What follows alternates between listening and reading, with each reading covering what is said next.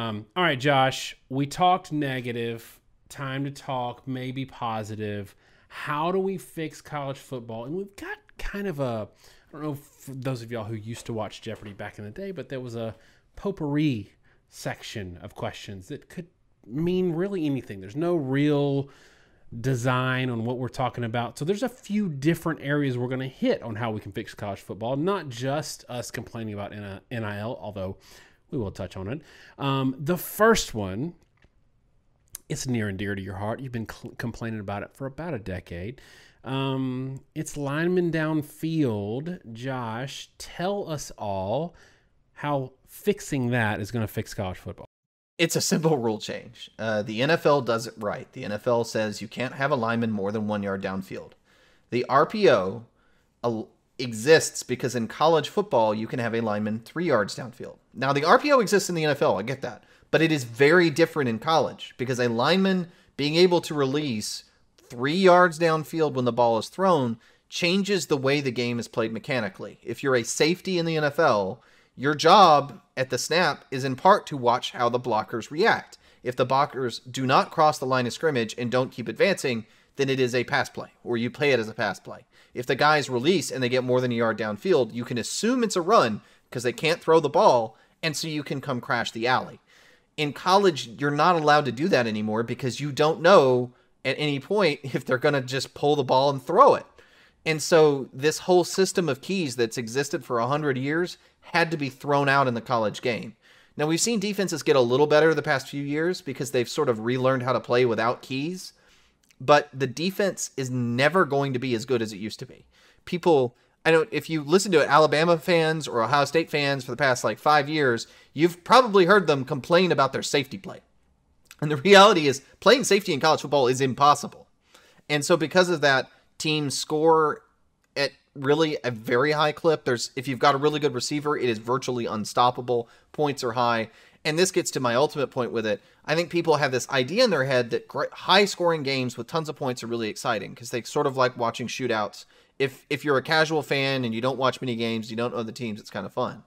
But the reality, if you care about the outcome of the game, the biggest thing that matters in sports is suspense. Soccer is all about suspense. There have been a lot of studies done on this, why soccer is the globally successful sport it is. And it's because fans have this budding sense of anticipation as the ball moves across the field and as it ebbs and flows. And there's this constant feeling of suspense and building emotion waiting for a score to happen.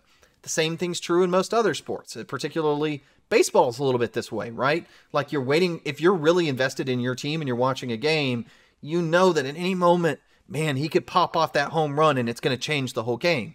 But in college football, because scores have become cheap, a score doesn't mean much. And I think to make the sport better and more fun, you actually need less scoring. And in particular, you need defense to matter more because if you're watching Ohio State play, I don't know, Indiana, and Ohio State's having a bad day, if Ohio State could just score 50 like they did, what was it, 2 years ago? Yeah, 2020. That bad day and that performance by Indiana doesn't really matter. But if defense matters to where Ohio State can't just walk out there and score on anyone, then if Indiana gets really hot, man, you feel like this game could go either way. And in the old days of college football, where scores are more like 20-30, and we say this all the time, a 20-point game is anybody's game.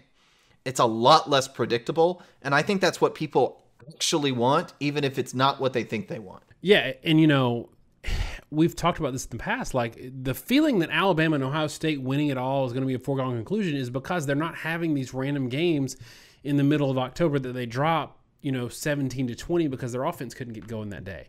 And it's almost like the only upsets are these super high scoring games that, you think about Ohio State, Iowa a few years ago. I think they still scored in the mid-20s and got blown out. That's the kind of thing that really supports your argument. And in NBA, gosh, I grew up watching the Lakers, I was a big Hornets fan back in the day, Larry Johnson and Alonzo Mourning. it was harder to score because you could foul the crap out of people and defense played defense, and it was just harder. So points at a premium, it made things more interesting. Steph Curry, if everybody's healthy, he's going to win. They're going to put up 140 points a game, and that's that. That's a wrap. So I really get where you're coming from there. The next one on our list, though, we've talked a lot about it tonight. This has been a long, just segment of 2 hours of talking football. It's make NIL into NIL. We took a lot of heat 3 years ago when we said NIL has the potential to ruin college football. And people said we were chicken littles, and now we take an unfortunate victory lap. I hate being right about it, but we were right. And what you said in the video, and what we talked mostly about because you're an attorney, is if there was some kind of collective bargaining and there was a centralized pool of money. So maybe if I do an appearance, I get 20% of that for myself, but the rest goes into a pool that's distributed. I know it's socialism, whatever. That way it's so hard to buy a player because you have to pay 5 times more than you otherwise would have for them to get the amount of money that they're asking for. It's so hard to buy a player, but the player is not exploited. They're getting money for their name, image, and likeness. Also, if we make it NIL, where it's actually about their name, image, and likeness, and not just pay to come play here, then again, it's pure. It's more about the sport and the player, and not so much about just whoever's got the biggest coffers getting somebody to come there. And Josh, I think that we've talked about so many points on NIL tonight. To me, I think this is, of all the things that we're going to talk about in this video, I think this is the one that has a chance to redirect college football into the right direction. What do you think? I think ultimately the most important thing has to be a discussion of how we can make things better, right? It's easy for us to sit here and complain and talk about why there are problems, and it would be really unfair if we didn't try to propose some solution that might work a little bit better. NIL, when we had discussions, we've been having these for probably dating back all the way to 5 years, but we had a major video 3 years about it. Whenever we have these discussions, we always have people, and they're usually people related to the agency space or people that wanted to do player representation that come out and say, well, there's all these athletes that need to be able to make money, and here's this Olympian and lots of female Olympians that couldn't make money, and gymnasts and stuff. And none of them really wanted to address the realities of the sports that actually make money for all the athletic departments. Due to Title IX, every male scholarship by law must be matched with a female scholarship. And so most of the sports are female scholarships that exist by necessity, and they all, literally all run at a deficit. I think there might be 1 or 2 women's teams in any sport in the entirety of college athletics that actually turns a profit. Every other one, literally every other female team in every sport, is funded by the male teams. And so you have to be cognizant of the fact that the football team makes $100 million, where your women's basketball team makes $200,000.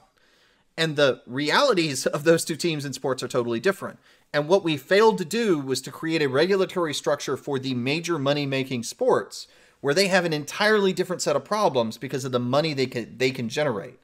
I think the clearinghouse model, the pooling money model, is the only one that I've heard that sounds like it would be successful. And you say 20% to a player. I think it could be higher than that. It could be 40%, it could be 50%, 60%. But the point is, if you want to spend $5 million trying to buy a player to come to your school, okay, he gets $2 million of it, and the other $3 million goes into this pool that goes into, I don't know if you spread it to every other player on the team or conference, or maybe it's just every other player in FBS. But however you do it, it keeps you from one-on-one buying a quarterback through quote-unquote NIL. And the moment you do that, it really sort of changes up the sport because, again, this money is still flowing to players. And I think for both of us, I want to be super clear. It's true. We want players to be able to get more money from this system. There's no reason why they shouldn't be able to generate some money, but we need to be able to have a regulatory structure that creates it. And if I, want to give $3 million to Bryce Young because the Heisman winning quarterback to appear on my TV commercial, and that money gets where he gets $1 million and $2 million goes to all the other college football players in FBS, that means all these second and third string linemen, some of which are going to have bad backgrounds, they actually get money. They actually get to survive, continue competing. Some of those guys may have been big time recruits that just happen to be injured. They're not going to ever be millionaires, and they can keep going. Well, Bryce Young still gets $1 million, and hey, this guy's going to go to the NFL, be drafted in the first round, and he's going to make a lot of money on top of it. And when you pair that with a clearinghouse, and again, the clearinghouse's goal would be, when you want to make a deal, you come to us, you say, here's the deal. We say, okay, we'll negotiate. You know, they sit and they just basically approve the deal that you negotiate with the players. Then you can verify that they're actually for name, image, and likeness. Money still goes to the athletes. It would be still a lot of money, but you really, really tamp down the direct pay for play situation that we've got now. And that's important for competitiveness. Yeah, real quick, Josh, we went from athletes are basically involved in modern day slavery and can't eat and they're exploited to, hey, if this guy needs to make $8 million next year on an NIL deal to transfer immediately, that's his right. I think that there's something in between, like that I think that we can land on. But one of the things that's making the problem worse is free transfers. And I'm going to let you run with most of this, but I got one thing that I think nobody's thinking about right now. And I was walking my dog. Shout out to Waffles, Australian Shepherd. He's 8 months old and he's killing us because he's got way too much energy. And I was thinking about, like, we talk about the problem of NIL plus transfers because the rich are always going to get richer. And we think about the immediate examples of, like, Addison going to USC, or, you know, the Louisville kid going to Alabama, or, you know, basically everybody that went to Alabama this offseason. But I also was thinking about this other scenario of, like, these schools that have large pools of money and they do these collectives where everybody on the team gets paid, which I think is a good thing. But if I'm the third string whatever, and I'm not getting any playing time, but I'm making $50K a year through this collective, in the past, not getting any playing time, I might have transferred and made Kent State a little bit better, made Oregon State a little bit better, right? Instead, they stay bad because I stay where I'm at, and I'm staying third string. I'm not getting a lot of playing time because $50,000 to me versus $0 that Kent State could pay me is a lot of money, so I don't go anywhere. So I think everything we're doing with NIL plus free transfers is ensuring that the best players either flow to or stay at the best programs, and it's at 100% expense of the tier 2 or worse programs. There has to be some sort of limit on free instant transfers. And this is one of the big things we want to note. The world of NIL plus transfers has only existed last year for 2 months, because those rule changes happened at the start of July, and then camp was in the middle of August. So you didn't have many kids that jumped. We don't really know what that impact is going to be. And I don't think people appreciate the sheer number of transfers that have occurred at major programs. LSU had 26 players, 26 transfer in and out of that school. USC basically built, I think, half the offensive starters off transfers. Alabama is going to be between a third and half of their offensive starters are going to be transfers. And so it's going to, I don't think people understand even still quite yet how bad that's actually going to be. We saw what Jamison Williams did for Alabama last year, and that was an isolated case. It's going to be literally, again, that's a theme of this whole podcast when we put it out, 10 times the impact that you've seen to this point. And so I think you have to do something to limit the free transfer pool. I don't really have a problem with the graduate transfer rule at all. And the reason for that is the guys that are trying to go pro, the guys that are superstars, probably aren't going to stick around for a graduate degree. So that rule really hasn't ever done a ton. You get some movement with it, but it's not a big deal.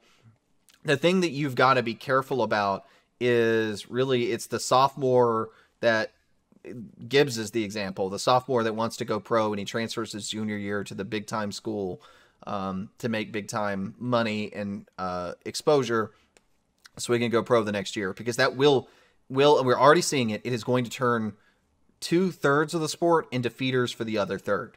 And this whole feeder school thing, it's going to make, Georgia Tech is an ACC school, right? I mean, I know they're not the greatest school on the face of the earth in terms of college football competitiveness. They're a major ACC school with a lot of history.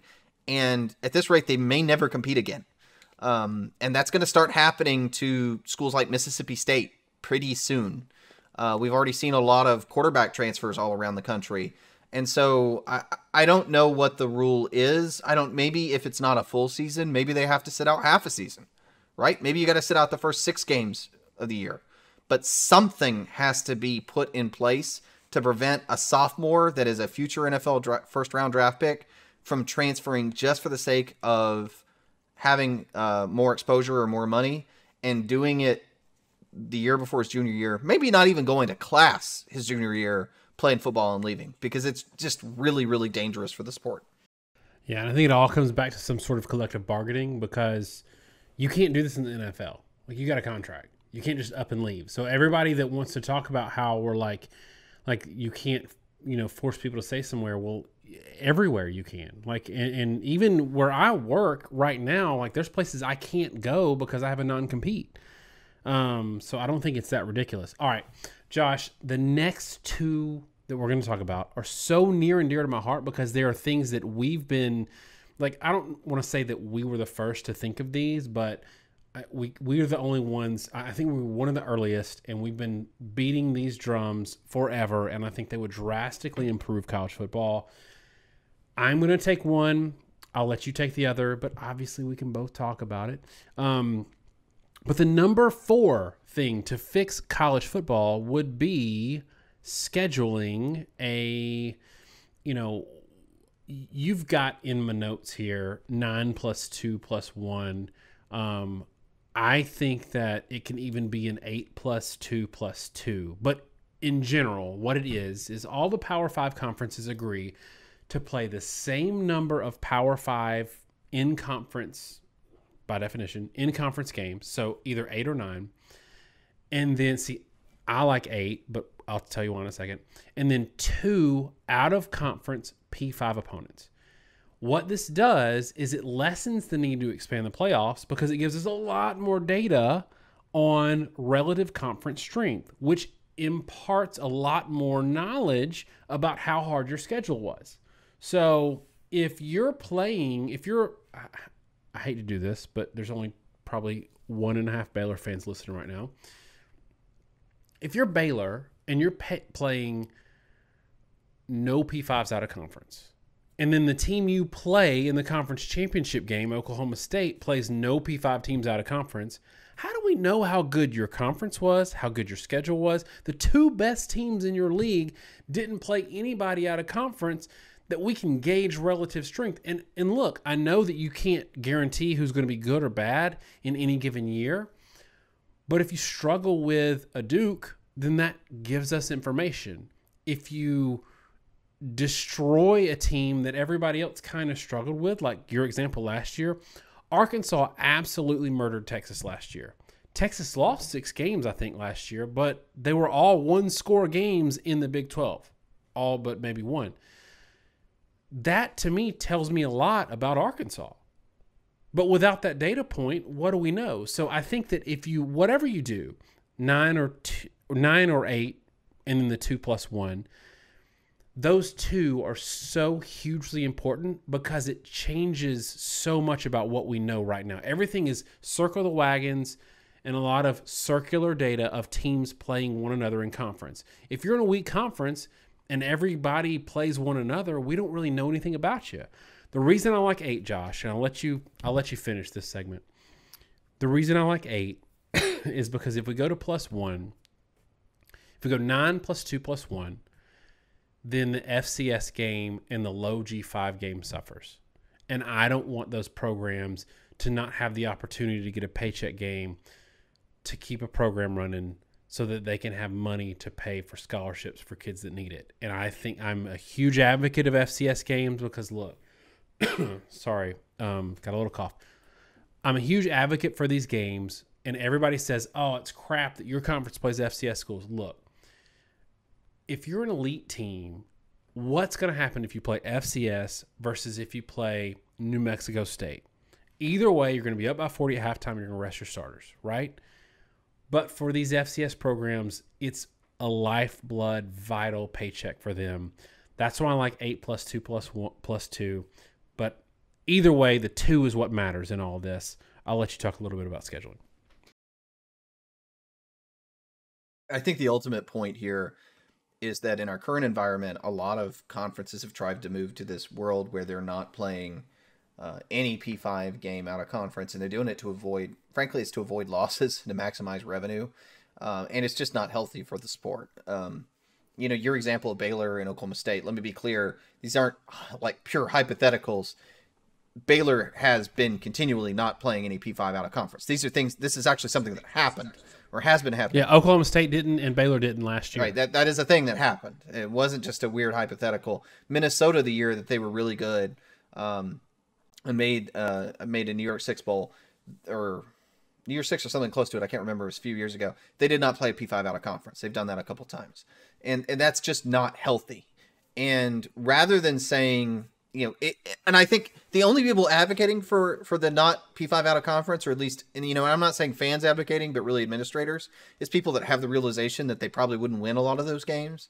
But otherwise, you know, rather than saying, hey, let's just play 9 games ourselves, 2 G5s and an FCS, and then our champion automatically goes to the playoff, where we're just going to blind ourselves to what happens to the playoff. Why not just face the reality of making the regular season like the playoff? You know, if you want to say, well, it's not fair because you don't have access and you don't know what would happen if a Pac-12 team played the SEC team, have them play each other. Play it during the regular season. Make that matter. Make the regular season more interesting. Make us have a better idea where the conferences are at. And yeah, sometimes you're going to get duds. You know, you're going to get, like last year, if you look, last couple of years, it's funny. If you look at SEC, like out of conference records, Vanderbilt's been playing a lot of P5 teams out of conference, and they lose. And yeah, there's still going to be Vanderbilt games out of conference. But if you do this and everybody has to play 2, then somebody's going to play A&M, somebody's going to play LSU, somebody's going to play Georgia, and you see, you know, middle ground, high ground, low ground, like all this data point, all this mixing up. People in one conference are going to see teams in another conference. They're going to actually have a reason to watch them play football. It would be so healthy in every shape and form for the sport. And it's a shame we haven't done it. But I think, you know, I'm hoping with the super conference move that there'll be some attempt to have these out of conference games. My fear is that they're going to go the other direction and they're only going to play people in their own conference. But that's a whole other discussion. Yeah, and it's funny because Big Ten fans, because we're SEC guys, Big Ten fans get at us all the time. They're like, you know, we play 9, your conference plays 8. But what you're saying is you want the SEC to move to 9 and the ACC to move to 9 and introduce more guessing when it comes to selecting the teams in the playoffs, because you got to guess how good these conferences are because you don't know, because they're not playing out of conference. This year, Michigan, the next 2 years, Michigan plays 0 Power 5 teams out of conference. And this hurts me because I have defended Michigan for a long time. Michigan and Ohio State have historically been great in modern football in scheduling out of conference Power 5 games. Oklahoma, Texas are great about it. A lot of the SEC schools as well. It hurts me to know that Michigan's going to go 11-1 this year. Everybody's going to think they're great, and they're going to get murdered when they play somebody in the playoffs or in the bowl or whatever. And I'll give you an example, Josh. You touched on SEC versus Pac-12. Auburn now has beaten 2 Pac-12 champions. I think Oregon won the year that Auburn beat them. Either way. So Auburn beat Washington a couple years ago, then beat Oregon. Auburn both years was kind of a middling SEC team, beat the Pac-12 champion. So Oregon then lost to Arizona State later that year, so they had 2 losses, didn't make the playoffs. And a lot of people are saying if Oregon had just not scheduled Auburn and scheduled some cupcake like SEC teams do, which ignores the fact that Auburn is an SEC team, then they would have made the playoffs because they'd had a clean record, 12-1. But to your point, like, is that like So you're saying you don't want to make the playoffs because you're good enough. You want to make the playoffs because you found some loophole to not play anybody and then make it that way and get murdered in the playoffs, but at least you made the playoffs. I hate that idea, and I hope we get away from it. But like you, I fear that with super conferences, we're going to get into more of having to guess on who's good and who's not good because everybody's just going to play within the conference because the conference is so huge. They're going to move to 9 or 10 games, and we're just going to have to assume that you're good with a couple of losses, which is going to lead into a playoff expansion discussion. And that's a great segue for you to talk about our fifth point in the thing that this is a drum we've been beating for a while, Josh, and everybody loves it, but apparently nobody's considering it, is the college football nerds playoff structure. I'll let you take it away. The goal of a playoff should be twofold.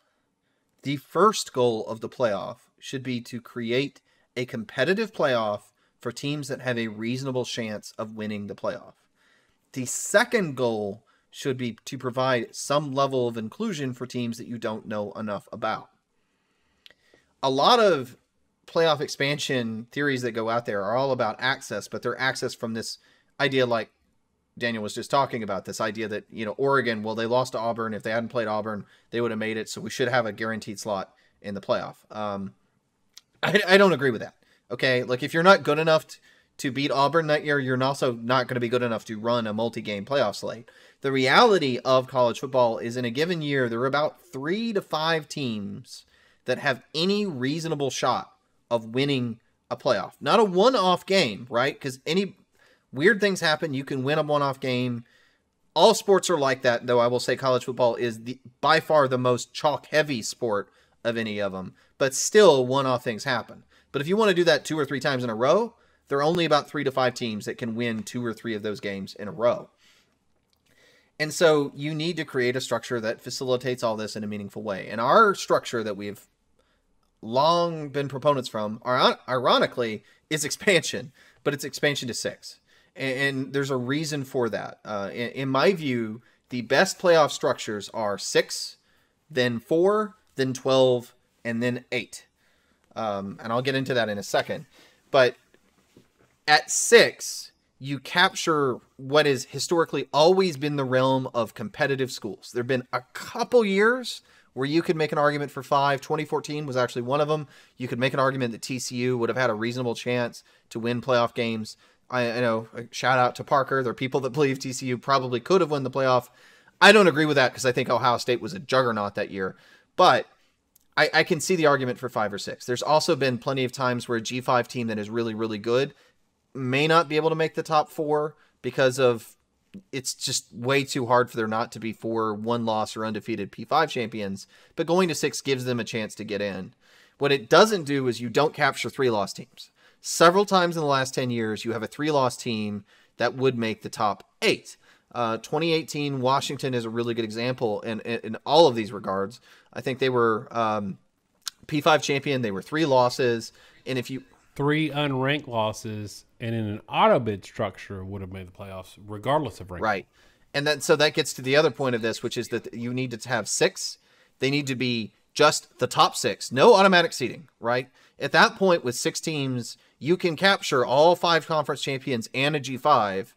So there's no reason to say you don't have access as a conference champion. If you are a conference champion and you've proven it through the season, you have 1 loss or you have no losses, you're going to be in the top 6. What I don't want to do is include 2018 Washington, which if you force this scenario in an AUTOBID structure, even if you had went to 8 teams, UCF does not get in 2018 because Notre Dame had to get in as an undefeated and they were an independent. And Washington has to be included as an automatic qualifier. And if you run the numbers, UCF gets bumped out to put Washington in. So you don't want an automatic qualifier system. And with 6, you still have a lot of reason to go undefeated and have a hard schedule, to schedule hard out of conference, because if you're first or second, you get a bye.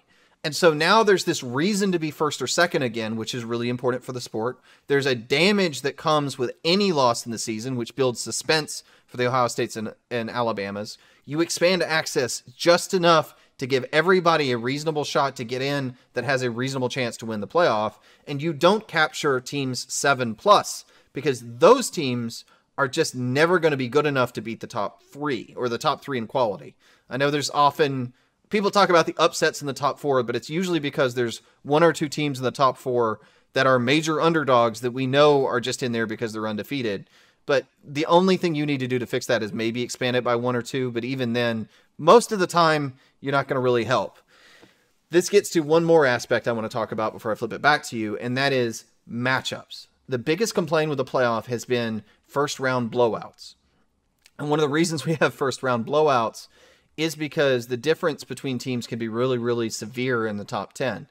As you expand the playoff out, if you go to an 8-team, a 12-team, etc., those first-round playoff matchups get really, really tough.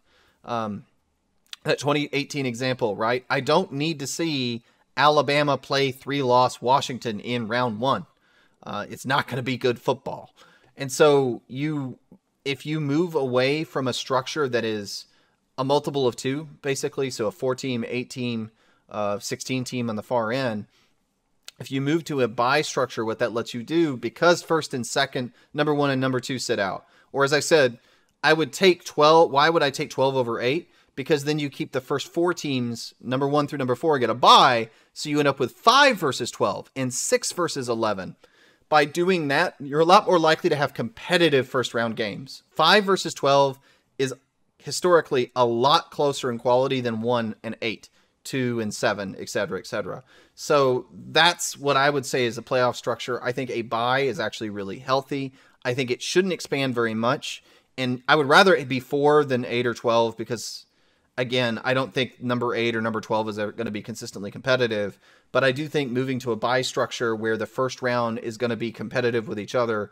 And then now you get number 1 playing the winner of a game. So they're going to play the better of 2 teams. And you're much more likely to have an entertaining playoff and an engaging playoff where teams have a realistic chance to win.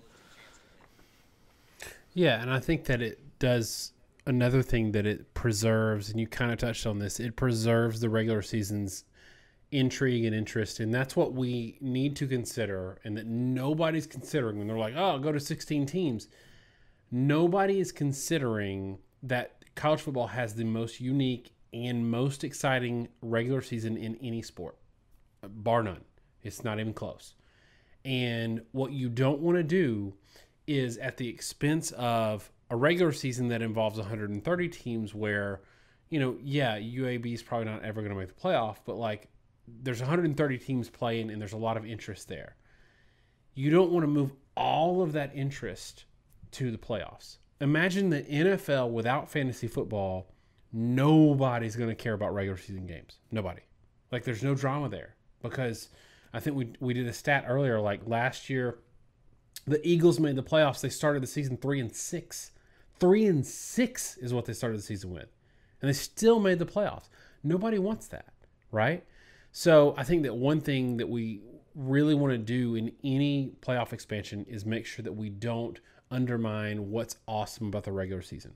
And like you said, with the bye structure, you're still playing the same amount of games as a 1 or a 2, right? The only potential is that you're a 5 or a 6 and you play 3 games. That's the only added, addition there. I also want to make sure that we don't play too many games because it's already a grueling season. And you remember when they added these conference championship games, it was kind of a, segue into that. But, and then the 12th regular season game. But that means everybody plays that game. And they're not going to go back to 11 or 10 to accommodate the playoffs. The other thing that I like about our methodology, and I don't think you touched on this at all, is higher seed. It's on that team's campus. And I love that. I don't know if you love that, but that's something that I think that would really energize the playoffs in a way that we haven't seen. Like right now, the playoffs are kind of sterile with these. It's the same feeling that you get with these neutral site regular season games. You put these games on campus and you got Alabama traveling to Wisconsin or vice versa. Like that, to me, brings the playoffs to another level. And then I think the championship game may be played at a neutral site. But But what do you think about that part?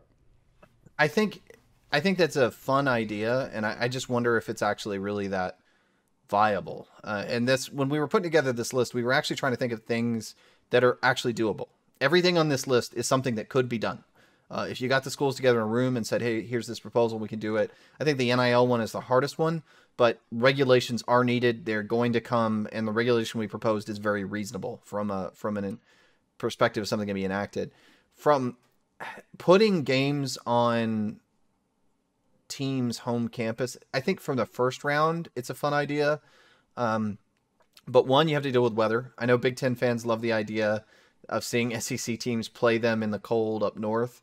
But the truth is, the reason that those games have been played, neutral site games have been played in the South, and the reason bowl games are played in the South or on the West Coast has always been because people don't want to go to a cold weather state where it's 10 degrees below zero in January.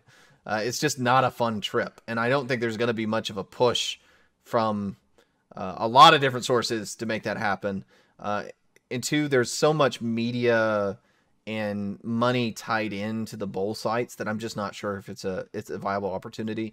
I think I agree with you that if you were to make it happen, it would be fun. I will say, I think in a 6-team standpoint, I think the first round is on home sites. I think the second round second and third round would not be. I think having a bye and home field advantage is too much anyway. But it would be fun to have the first round at a home, the playing games basically at home stadiums. I think one of the things that a lot of the 12 and 16 team playoff people aren't thinking about is the cost as a fan to travel to a bunch of games in the postseason. It's insane. Yeah, a lot of those. I think they're also underestimating the cost of the teams. Yeah, most teams lose money traveling to bowls, and I know the playoff teams don't. They make a good amount of money. But when you start going to like 16-team playoffs, the money revenue generated, we were already talking about early on in one of our other segments, right? Ratings. We were talking about ratings for non-championship games and how they're not really that high, right? They're often a fifth or a tenth of what the championship game makes. And in a 16-teams playoff, those really low round games are not going to have the same rating. And for the school that's on the number 16 team, they may not even barely break even by going. You also are going to, the other bowls just disappear entirely.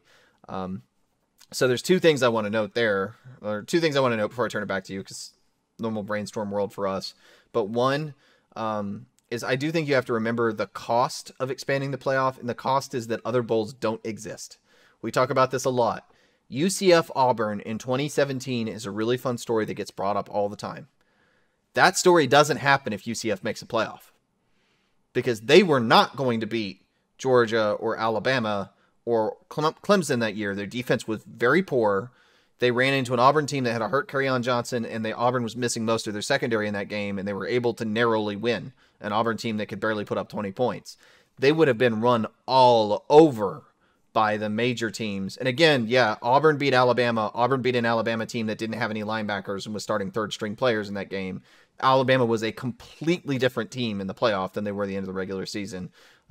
Georgia would have been too. Georgia not would have been, was too, really, compared to where they were when they played Auburn. So all those games, all those fun storylines, Boise State, Oklahoma, I think a lot of those go away, and that's a shame if you expand it too far. And then the other thing I want to end on, stuff that we haven't considered, one would be promotion and relegation. I said that I didn't want to talk about things that I thought were outside the realm of possibility. Promotion and relegation is a big one, because if you're a football team, you want to talk about money, and this is why I'm bringing it up. A Mississippi State cannot afford to be relegated. They don't make a ton of profit. They have to really push to... They spend a lot of money, don't get me wrong, and they invest a ton in their program, but they do it because they have to. And they have to generate a lot of money to be able to spend the amount of money they have to spend to be able to operate in an SEC level. And if they were to suddenly get relegated, their money is necessarily going to go down. Even if it's just ticket sales and merchandise, it's going to go down. And you can't just immediately shut off that revenue tap. So they would go horribly into debt. So from a practical perspective, promotion and relegation, I think it would be an absolute blast to watch. But because of the practical structures of college football and athletic department budgets and whatnot, it always irks me when it gets discussed because it's just completely impossible to implement at the college level. It can never happen. It will never happen. It's just like a hypothetical world pipe dream about a sport that doesn't about exist. that. I remember a while back, the NCAA actually regulated how big media guides could be because Mississippi State couldn't afford to print media guides the same size as some of the other SEC schools. So, yeah, they're certainly not going to make money if they get relegated to basically G5 status and don't get to play all these other teams. Right, and the G5 that gets promoted isn't going to suddenly double their revenue either. So it just, economically, it's a catastrophe for the schools. And from a practical matter, the athletic departments are all closely together. Scheduling, it's a complete laughable non-starter from a powers that be making a decision perspective. And so the stuff that we try to propose are things that ideas you could throw in a room and they would actually workshop and you could actually move forward with them. There's a lot of other ones. And I would say promotion relegation is the best example of ideas that's like, yeah, it'd be fun. Maybe the sport would be more fun. But at that point, you know, the schools that exist as they exist today could never do it, would never do it. So, you know, I don't really want to get into that realm of speculation. All right, y'all, this has been a lot of fun for us. Let us know in the comments what you think about NIL, about free transfer, about, you know, the scheduling, forcing 2 out-of-conference games in the Power 5, and obviously what you think about what we should do with playoff expansion, not expansion. You know, Josh and I think everybody's, like, a lot of times there's arguments. People say, why don't we just go back to the BCS? And Josh and I are like, okay, that'd be great. Because if you remember, you know, everybody's watching those other games and not just the championship game. But let us know in the comments what you think about all this. Also, let us know what you think about the format. If you've watched the other videos, the kind of free will discussion, and not necessarily previews or specific things. And yeah, we're back. We're excited to be here. Thanks so much, y'all. Have a great week whenever you're watching this, and God bless.